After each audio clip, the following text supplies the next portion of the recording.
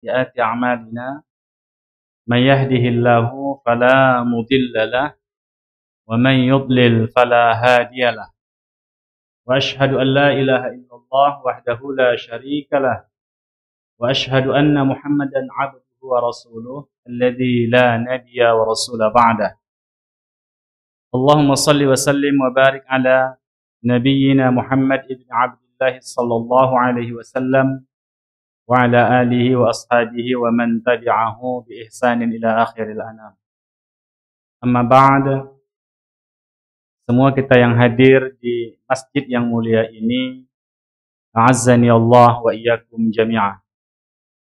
Kita memuja Allah atas semua karunia yang Allah berikan kepada kita. Alhamdulillah, malam yang berbahagia ini, beberapa saat menjelang salat Isya, kita sama-sama untuk melanjutkan kajian kita membahas kitab At-Tariqatu Al-Muhammadiyah, yakni tariqah Nabi Muhammad sallallahu alaihi wasallam, itu tariqah jalan-jalan yang ditempuh oleh Nabi kita Muhammad sallallahu alaihi wasallam. Baik, pada pertemuan yang lalu kita sudah membahas di seputar masalah at-taqwa, apa yang dimaksud dengan taqwa secara lughawi dan secara istilahi. Kemudian perbincangan para ulama di seputar hal ini. Dan pada kali ini kita akan melanjutkan kajian itu pada subtopik bahasannya fi majariha, yakni di seputar aplikasi dan penerapan takwa. Jadi Syekh mengatakan di awal pembahasan ini, i'lam anna at-taqwa la tahsulu illa bijtinabil munkarat wal manhiyat anha. Takwa itu tidak akan diperoleh kecuali dengan menjauhi atau meninggalkan semua hal-hal yang mungkarat. Semua perkara-perkara yang mungkarat. Apakah itu mungkarat dalam amal-amal fi'liyah kita, amal-amal zawahir kita, amal-amal zahir kita, ataupun amal-amal batin. Perkara-perkara yang tersembunyi dari amal-amal batin kita. Wal manhi anha, atau wal manhiyat anha, dan hal-hal yang dilarang. Karena definisi takwa sebagaimana yang kita ulas pada pertemuan-pertemuan sebelumnya adalah imtitsalul awamir wa ijtinabun nawahi. Melakukan imtitsalul awamir, mematuhi semua titah Allah Subhanahu wa taala, perintah Allah Subhanahu wa taala, dan meninggalkan semua perkara-perkara yang dilarang. Oleh sebab itu, tidaklah dikatakan seorang itu bertakwa ketika dia salat, ketika dia berzikir, dia membaca Al-Qur'an, dia melakukan amal-amal praktis, tetapi masih aktif di dalam semua kemaksiatan atau sebahagian besar kemaksiatan, atau dia mendawamkan, melazimkan dosa-dosa di antara dosa-dosa kabair. Tidaklah dikatakan orang itu bertakwa. Oleh sebab itu, ikhwah yang dirahmati Allah, dua sisi ini, yakni melakukan fi'lul ma'murat, melakukan semua titah Allah, dan tarkul manhiyat, dan meninggalkan semua yang dilarang oleh Allah Subhanahu wa ta'ala. Jadi ikhwah, memang dalam hal meninggalkan perkara-perkara yang diharamkan atau perkara-perkara yang mungkar itu bisa dibagi kepada dua hal. Yang pertama ada ad-dzunub al-wujudiyah. Dosa-dosa yang dihadirkan atau eksis, yang ada. Seperti az-zina, zina, syurbul khamri, minum khamar. Itu hal-hal yang wujudiyah. Artinya ada sesuatu yang dilakukan. Tapi ada juga dosa-dosa dengan tidak melakukan perkara yang diperintahkan. Contoh kasus, tarkus salah, meninggalkan salat. Kalau tadi melakukan perbuatan zina, mengambil hak-hak orang lain, minum khamar, itu dengan melakukan, seseorang itu terjebak kepada dosa. Tapi ini meninggalkan. meninggalkan perkara-perkara yang atau sesuatu yang diwajibkan seperti tarkus salat, meninggalkan salat, wa tarkus saum, yakni as-saum Ramadan, meninggalkan puasa Ramadan. Maka baik pada melakukan dosa-dosa seperti al-wujudiyat tadi maupun yang meninggalkan al-adamiyah tadi masuk ke dalam dosa-dosa besar. Dilihat kepada objek. Ketika yang dilakukan itu adalah hal-hal yang berhubungan dengan al-kabair, dosa-dosa besar, maka dia menjadi dosa-dosa besar. Ketika dilakukan itu adalah dosa-dosa kecil, maka dia menjadi dosa-dosa kecil. Begitu juga dengan hal-hal yang ditinggalkan. Ketika yang ditinggalkan itu perkara-perkara yang diwajibkan bagi kita, maka meninggalkannya adalah termasuk dari dosa-dosa besar. Baik ikhwah yang dirahmati Allah Subhanahu wa taala, kemudian Syekh di sini menjelaskan al-munkar. Hal-hal yang mungkar itu imma makhsusun bi'adwin muayyan. Itu ada kalanya dikhususkan dengan anggota-anggota tertentu. Tapi terkadang juga tidak. Wal awwalu fil ghalib, yakni kemungkaran-kemungkaran yang dikhususkan itu dengan anggota-anggota tubuh tertentu itu pada lazimnya, pada kebiasaannya.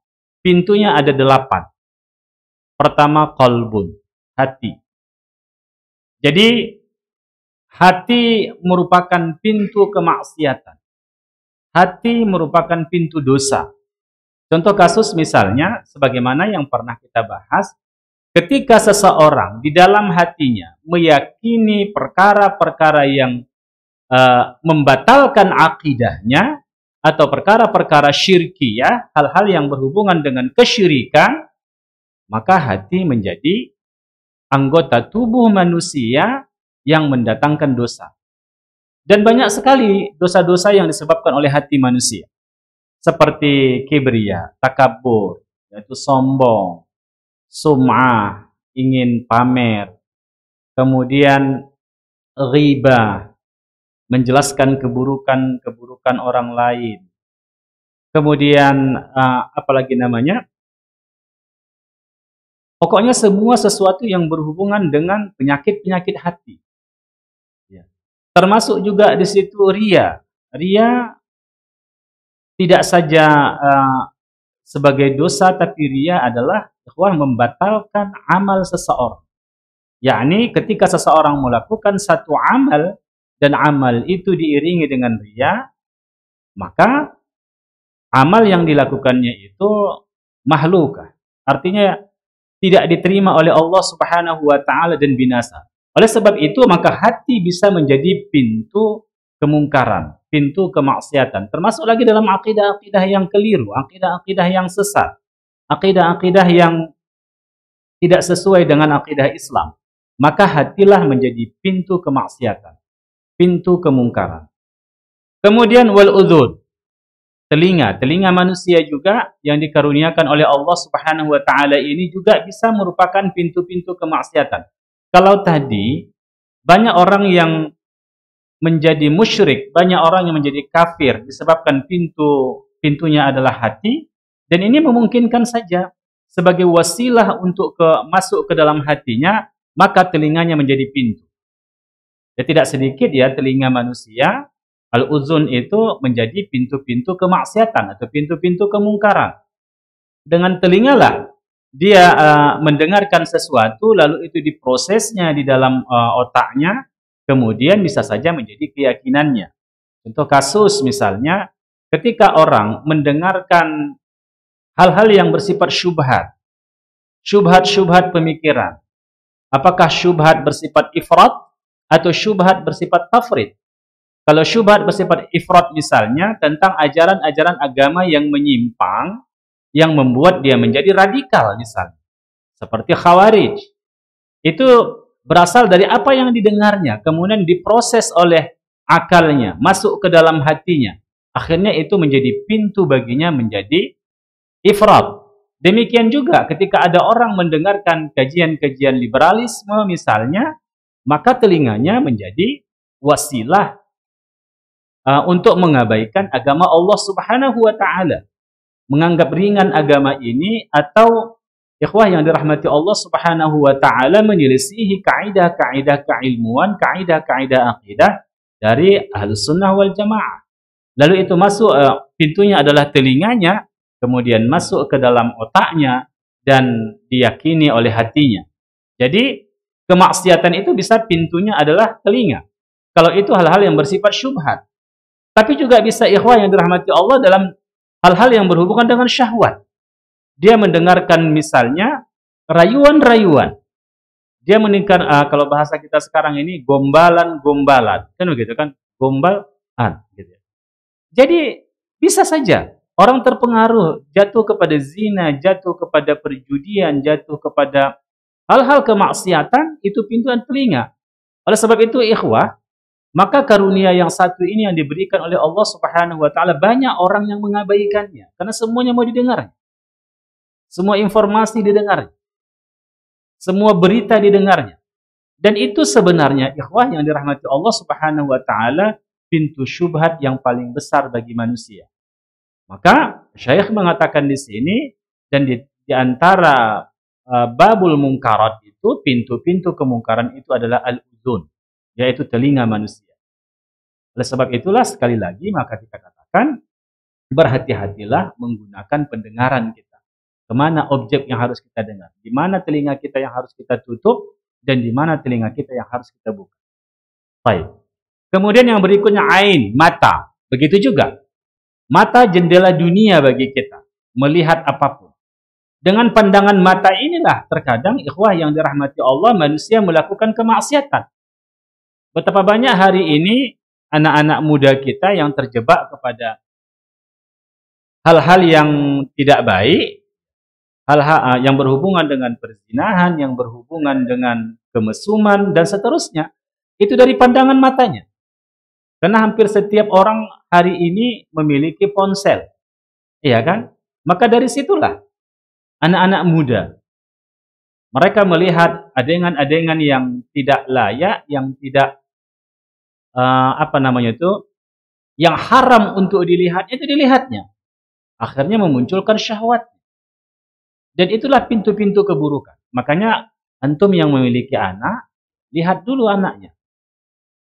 Dia sudah berhak untuk memegang HP itu, ponsel itu, atau tidak. Karena bisa saja membuatkan itu lebih dewasa, mempercepat kedewasaannya, bukan hanya mempercepat kedewasaannya saja dalam pengertian biologis, tapi juga mencelakakan dan mencederai dia. Oleh sebab itulah maka ikhwah yang dirahmati Allah, harus kita jaga betul anak-anak kita apa yang dilihat. Harus kita kontrol betul-betul. Karena bisa saja itu menjadi pintu bagi kita untuk masuk neraka nanti. Iya kan? Karena kita biarkan mereka tanpa kontrol kita, dan akhirnya menjadikan mereka orang-orang yang mengumbar hawa nafsunya. Atau mereka melihat konten-konten yang dari informasi-informasi macam tadi liberalisme misalnya, yang merongrong akidah, atau informasi-informasi dusta, dan mereka menyambung informasi itu dan seterusnya. Jadi mata menjadi salah satu pintu yang terbesar mendatangkan kemungkaran. Karena itu ikhwah yang dirahmati Allah Subhanahu wa taala, maka betul-betul karunia mata ini harus kita jaga memang dari semua pintu-pintu kemaksiatan. Dan nikmat yang satu ini ikhwah banyak mencelakakan manusia. Dari mata turun ke hati. Kan kata orang kan begitu? Iya. Demikian juga setelah itu apalagi pintunya, walisan, lisan. Lisan adalah lidah kita. Ini juga adalah pintu kemaksiatan. Betapa banyak orang yang mengucapkan kata-kata tanpa ilmu.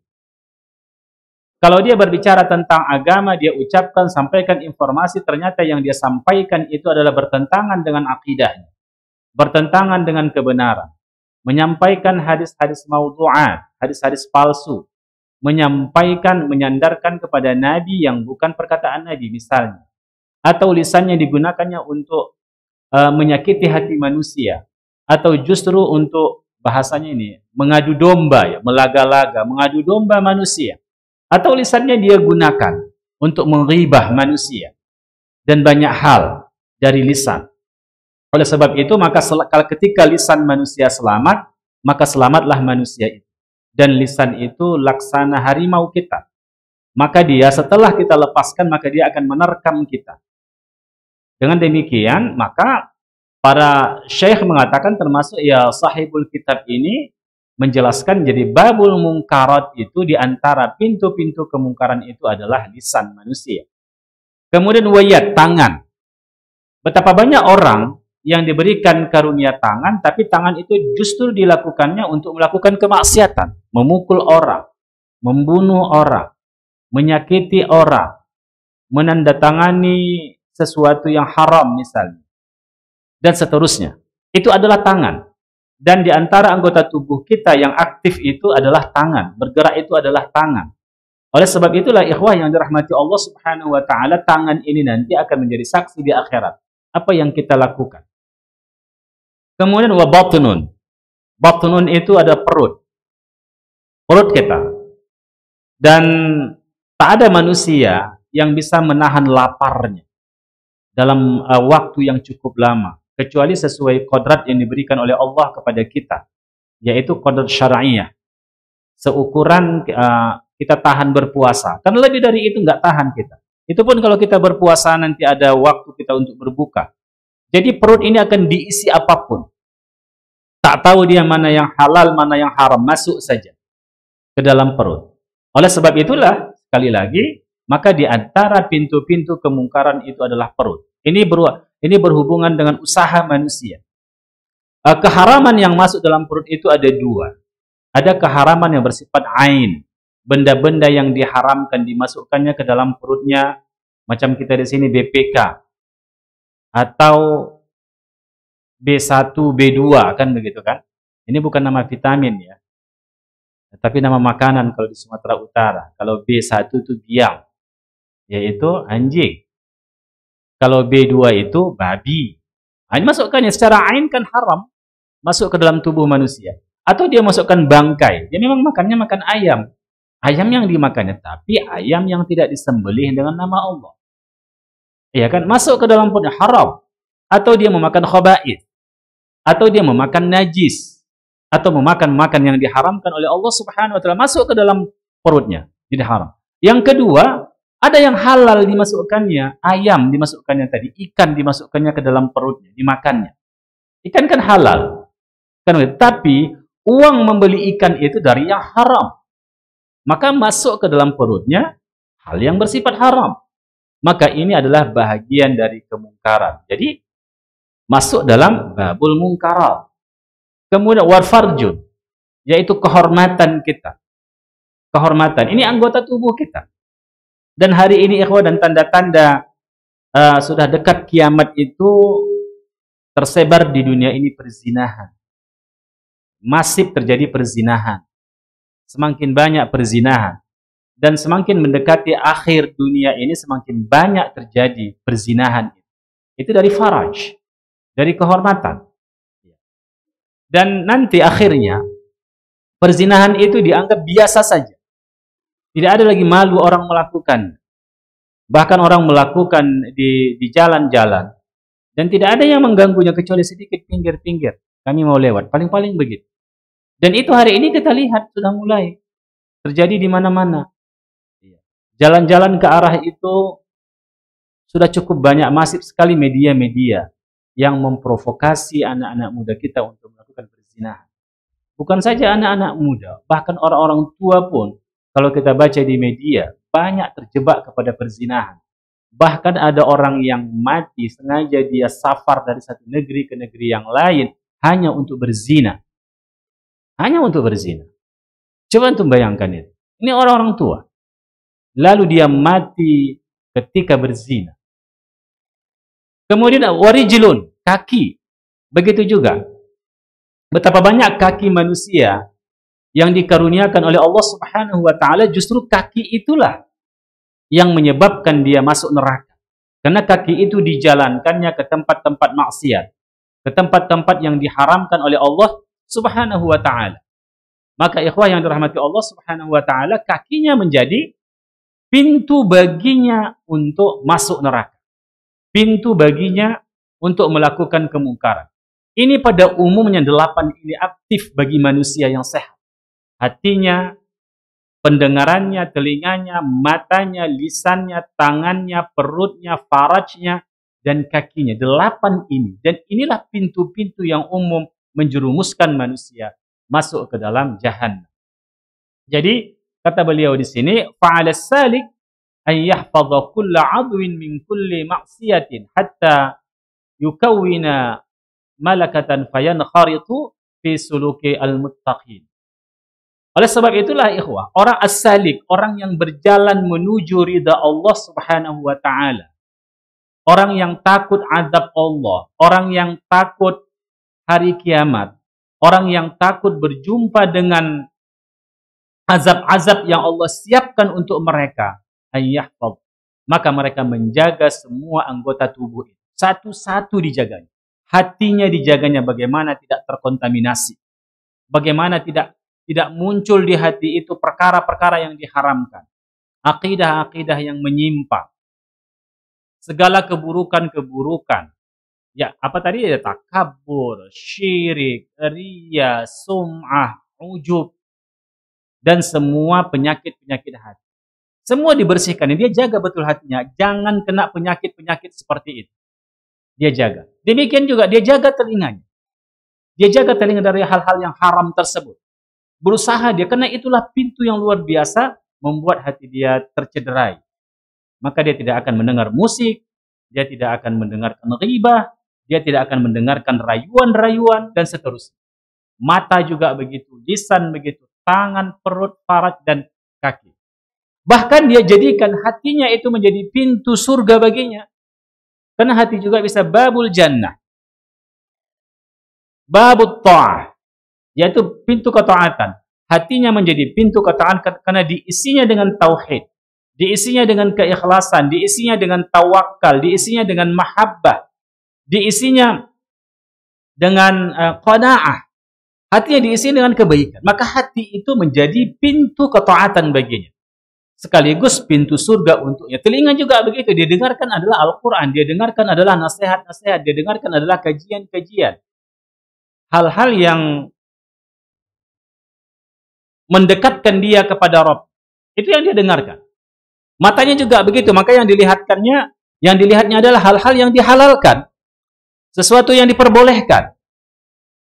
Bahkan matanya itu tidak saja sesuatu yang mubah dilihatnya, tetapi perkara-perkara yang diperintahkan. Seperti membaca Al-Quran, membaca kitab-kitab ilmu, dan seterusnya. Lisan juga menjadi pintu ketaatan. Tatkala lisan itu dia gunakan untuk zikrullah, untuk mengingat Allah, untuk berzikir, menyebut nama-nama Allah, membaca Al-Quran, membaca kitab-kitab, membaca buku-buku, memberikan nasihat, memberikan pencerahan, memberikan pengajaran, itu lisan. Jadi lisan itu menjadi pintu surga baginya. Tangan juga begitu. Kalau tadi tangan ahlul maksiat itu untuk melakukan kemaksiatan, ini enggak. Tangan yang menolong orang, tangan yang membantu orang, tangan yang menandatangani berkas-berkas yang mentaati Allah Subhanahu wa taala. Perut juga begitu, ikhwah. Faraj juga begitu. Dan kaki juga demikian. Bisa semua yang 8 ini menjadi pintu-pintu ketaatan. Sebagaimana tadi juga bisa menjadi pintu-pintu kemungkaran. Jadi orang as-salik, orang yang berjalan menuju Rabbnya, orang yang berjalan menuju keampunan Rabbnya, orang yang berjalan menuju ridha Rabbnya, maka dia akan menjaga semua pintu ini. Dia jaga semua pintu ini. Baik ikhwah yang dirahmati Allah Subhanahu wa taala. Kemudian di sini beliau mengurainya. Satu-satu dari yang 8 itu beliau urai, beliau jelaskan. Fi munkaratil qalbi. Bagaimana kemungkaran-kemungkaran hati. Dia katakan, i'lam anna islahahu ahamu min kulli syai'. Memperbaiki, ketahui kamulah. Jadi, beliau memberikan motivasi kepada kita, ketahuilah bahwasanya memperbaiki hati itu jauh lebih penting dari memperbaiki segala sesuatu yang ada. Itu memperbaiki hati. Oleh sebab itulah maka kita fokus bagaimana memperbaiki hati itu. Kalau tadi kita menjaga semua pintu-pintu keburukan yang ada dalam hati, Ini menjaga hati itu. Ahammu min kulli syai'in. Itu jauh lebih penting daripada segala sesuatu. Jadi islahahu, memperbaikinya, ketika hati itu rusak, ketika hati itu sakit, ketika hati itu dihinggapi oleh penyakit, maka itu jauh lebih penting daripada memperbaiki tatkala manusia cedera pada fisik, luka misalnya, demam misalnya, atau penyakit-penyakit fisik. Jauh lebih penting lagi memperbaiki hatinya. Karena begini, orang sadar kalau fisiknya luka, sakit, matanya sakit, telinganya sakit, hidungnya sakit, tangannya sakit, orang sadar. Tapi kalau hatinya sakit, orang nggak sadar. Orang nggak sadar, banyak orang yang nggak sadar. Kalau dalam hatinya ada kesyirikan, kalau dalam hatinya ada sum'ah, kalau dalam hatinya ada kibriya, takabur, kalau dalam hatinya ada batarul haq, dan seterusnya. Orang nggak sadar kalau penyakit itu ada. Maka orang tidak fokus untuk memperbaikinya. Oleh sebab itulah maka kita harus punya ilmu mendeteksi itu. Apa penyakit-penyakit yang ada dalam hati kita? Kenapa ini lebih penting, kata Syekh? Iz huwa malikun muta'un nafidul hukm wal a'dha'u ra'iyatun wa khadamul lahu. Karena hati itu adalah raja. Raja yang ditaati oleh semua anggota tubuhnya. Jadi anggota tubuh ini adalah rakyat, adalah pembantu hati, mewujudkan apa yang ada dalam hati. Innal kalama lafi fuadi wa innama ju'ila al-lisan 'ala al-fuadi dalila. Jadi apa yang kita ucapkan, apa yang kita lakukan, itu kan representasi dari hati kita. Semua itu gerak hati, hatilah yang menentukan orang mau melakukan ketaatan atau melakukan kemaksiatan, itu melalui perintah hatinya. Dengan demikian, ikhwah yang dirahmati Allah, maka Syekh di sini mengatakan, Al-Birkali, ahammu min kulli syai'in. Jadi islahahu, memperbaiki hati itu jauh lebih utama, jauh lebih penting daripada memperbaiki semua anggota tubuh kita. Karena itu Nabi mengatakan, ala wa inna fil jasad mudghah. Bahwasanya di dalam jasad manusia itu ada mudghah. Jadi ada segumpal darah. Idza salahat salahal jasadu kulluh wa idza fasadat fasadal jasadu kulluh ala wahyal qalb. Kata Nabi kita. Ketahuilah bahwa dalam jasad manusia itu ada mudghah, ada segumpal daging dalam hati, dalam jiwa manusia. Kalau itu baik, baiklah semuanya. Kalau itu rusak, maka rusaklah semuanya. Jadi ikhwah yang dirahmati Allah Subhanahu wa taala, kalau ada orang melakukan kemaksiatan, apapun bentuk kemaksiatan itu menunjukkan hatinya sakit atau hatinya rusak. Orang melakukan kesyirikan, maka pastilah ada dalam hatinya kerusakan. Orang tidak mau ittiba'un Nabi sallallahu alaihi wasallam, mengikut sunnah-sunnah Nabi sallallahu alaihi wasallam, pasti dalam hatinya ada kerusakan. Walaupun pada dimensi yang lain dia bersemangat, tapi ada celah di dalam hatinya yang rusak. Demikian juga kalau ada orang melakukan, misalnya dia rajin salat, dia rajin berpuasa, rajin melakukan ibadah, tapi juga ikhwah rajin melakukan ghibah, rajin melakukan dosa-dosa yang lain, menunjukkan hatinya tidak sehat, penyakit. Ada penyakit di situ. Dan hati yang dimaksud di sini ada dua, ikhwah.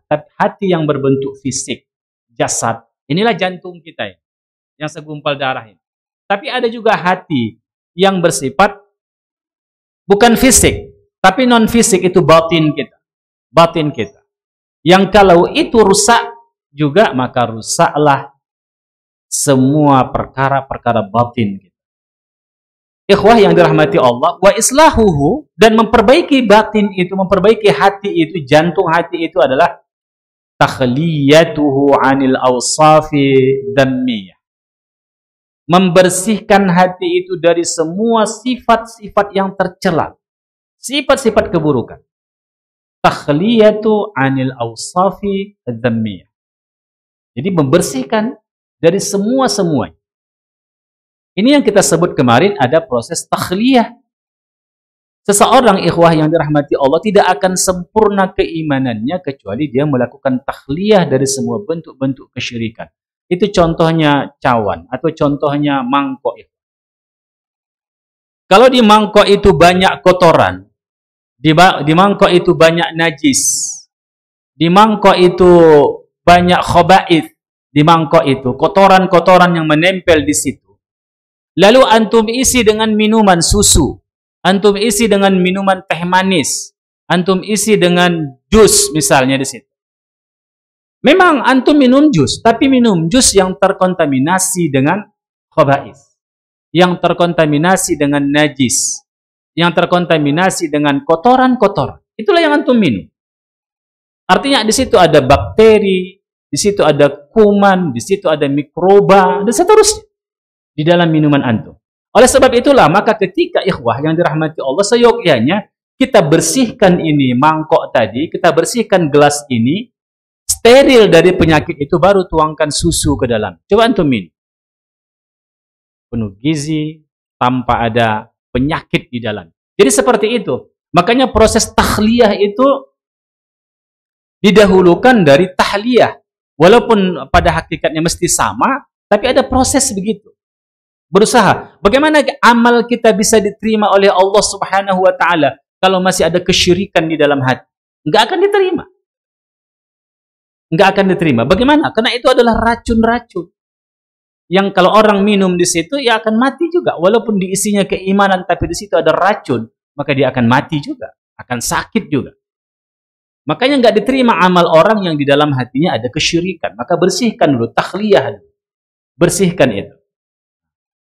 Kemudian baru tahliyah bi awsafil hamidah, ya. Baru diisi dengan sifat-sifat terpuji. Diisilah dengan sifat-sifat terpuji. Kalau udah antum kosongkan ini tam antum isi, maka juga keliru. Maka harus diisilah dengan sifat-sifat terpuji. Diisilah tauhid, maka diisilah tawakal, maka diisilah semua sifat-sifat kebaikan di situ. Jadi memperbaiki hati itu dengan dua proses itu, ada takhliyah dan ada tahliyah. Dan ikhwah yang dirahmati Allah, zikir-zikir yang diajarkan Rasulullah kepada kita, termasuk tauhid kita, di situ ada takhliyah, di situ ada tahliyah. Seperti la ilaha illallah. Di situ ada takhliyah dan ada juga tahliyah. Ketika kita menafikan semua sesembahan yang tidak hak untuk diibadahi, maka itu takhliyah. Jadi tak ada Tuhan yang berhak untuk diibadahi, lalu kita isi illallah, kecuali Allah. Jadi ada proses takhliyah di situ, ada proses tahliyahnya. Demikian juga kita disunnahkan untuk zikir, ya, untuk zikir pagi dan petang 100 kali membaca pagi, 100 kali dibaca sore atau petang. Subhanallah wa bihamdi. Itu juga ada proses takhliyah, ada proses tahliyah. Takhliyahnya di mana? Subhanallah. Maha suci Allah. Dari mana? Min naqais. Dari semua kekurangan-kekurangan. Dari sifat-sifat kekurangan. Min naqais. Itu adalah takhliyah. Subhanahu wa bihamdi, memuja Allah Subhanahu wa Ta'ala. Itu adalah proses tahliyah. Alhamdu itu atau tahmid itu artinya apa? Memuja Allah. Kemudian di situ adalah hub, ada cinta. Kemudian di dalam tahmid itu sendiri juga ada ta'zim. Jadi memuja Allah, mencintai Allah dan mengagungkan Allah Subhanahu wa Ta'ala. Itu diisi ke dalam hati kita, cinta kepada Allah, mengagungkan Allah Subhanahu wa Ta'ala. Maka itu proses takhliyah dan proses tahliyah. Baik. Ikhwah yang dirahmati Allah Subhanahu wa Ta'ala. Jadi ini proses-proses dalam membersihkan hati manusia. Baru nanti ada zikir-zikir yang kita baca. Zikir-zikir itu zikir-zikir yang disyariatkan seperti tadi. Ada zikir pagi, ada zikir petang. Itu adalah sebuah proses menghidupkan hati manusia dan membersihkan hati manusia. Karena nanti akan kita bicarakan, amal-amal yang kita lakukan itu berproses dengan takhliyah. Salat itu ada proses takhliyah, ada proses tahliyah. Kemudian puasa itu ada proses takhliyah, ada proses tahliyah. Demikian juga amal-amal yang lainnya. Makanya Nabi kita Allah mengatakan innas salata tanha 'anil fahsya'i wal munkar. Di situ ada proses takhliyah. Nanti insyaallah akan kita bahas pada babnya. Kemudian ikhwah yang dirahmati Allah, masih ada waktu? Masih berapa menit lagi? 10 ya? Baik. Kita lanjutkan. Ikhwah yang dirahmati Allah Subhanahu wa taala. Lalu manusia memiliki perangai, memiliki akhlak. Dan akhlak manusia itu berhubungan dengan masalah hatinya. Berhubungan dengan masalah kebersihan hatinya. Akhlak-akhlak yang ditunjukkan oleh manusia, yang diekspresikan oleh manusia, yang ditampilkan oleh manusia, itu menunjukkan hatinya sehat atau tidak. Demikian juga, ketika dia melakukan akhlak-akhlak yang baik, akhlak mahmudah, maka menunjukkan hatinya itu bersih, hatinya itu sehat, hatinya itu baik. Tapi tatkala seseorang itu melakukan tindakan-tindakan yang bertentangan dengan akhlak mahmudah atau yang kita sebut dengan akhlak madmumah, akhlak-akhlak tercela, lagi-lagi berhubungan dengan masalah hati. Ada beberapa hal ya yang dijelaskan oleh Syekh di sini ya. Akhlak itu sendiri adalah sebuah sebuah potensi bagi manusia, tasduru anha al-af'al an-nafsaniyah bisuhulah min ghairi ar-ru'yah. Jadi akhlak itu adalah muncul dari hati manusia. Perbuatan-perbuatan yang bersifat muncul dari jiwanya itu tanpa berpikir panjang, dengan mudah dia lakukan, dia merespon sesuatu tanpa dia harus berpikir dulu, ini baik atau tidak. Jadi akhlak itu adalah spontanitas kita merespon sesuatu. Bagaimana kita merespon, tanggap kepada sesuatu, itulah akhlak.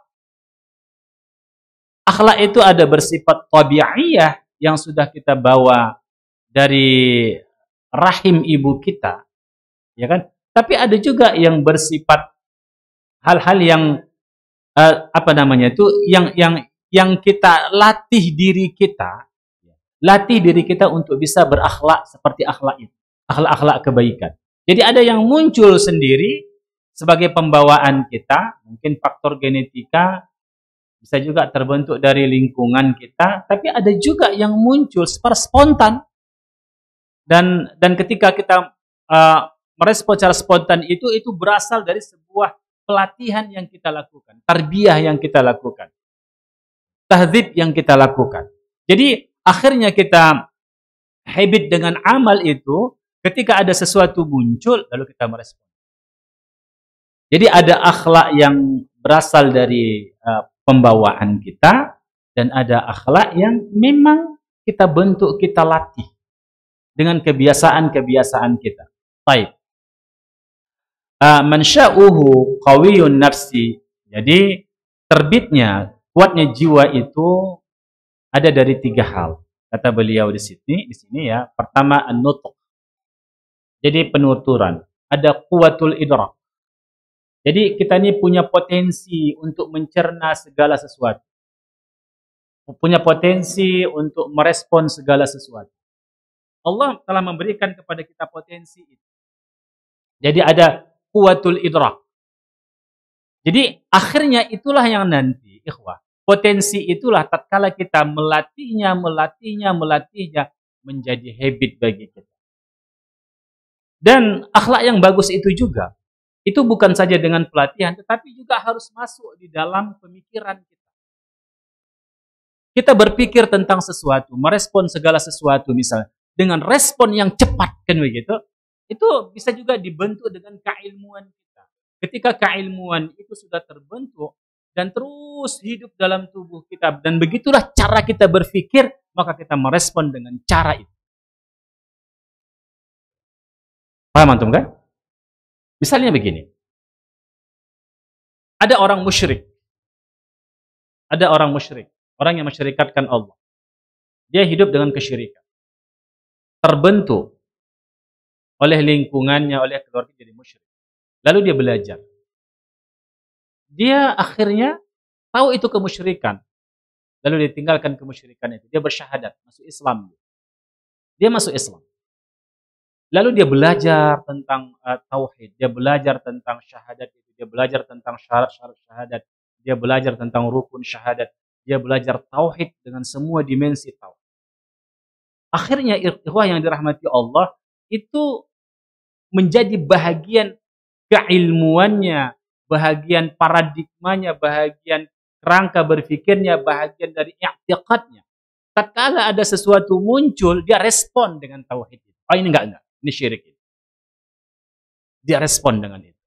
Jadi membentuk akhlaknya itu, akhirnya dengan tauhid tadi, dengan keilmuan keislaman tadi, dia bisa merespon segala sesuatu berdasarkan keilmuan yang dia bentuk itu.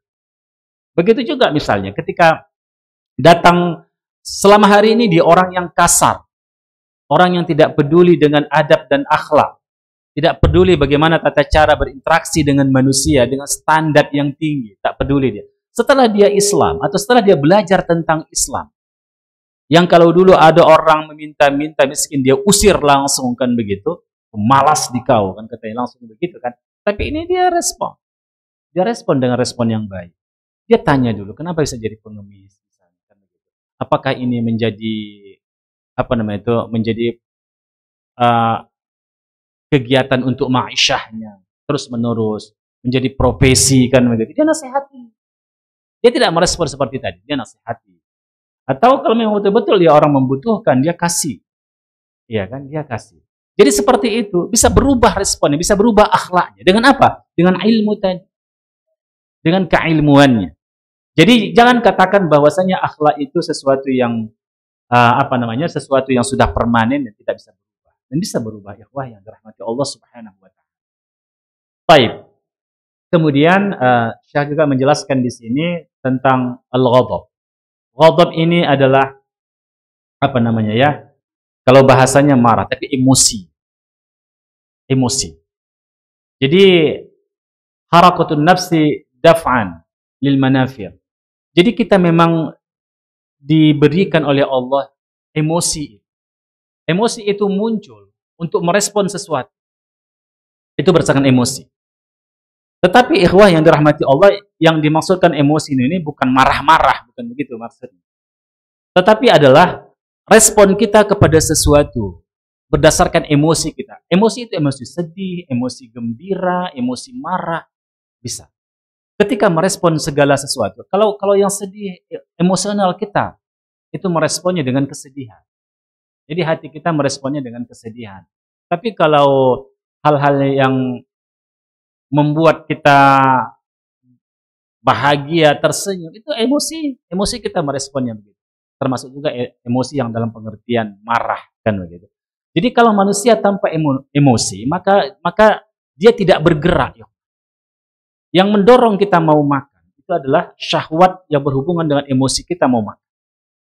Begitu juga kita berkeluarga seperti itu juga. Hal-hal yang lain seperti itu juga.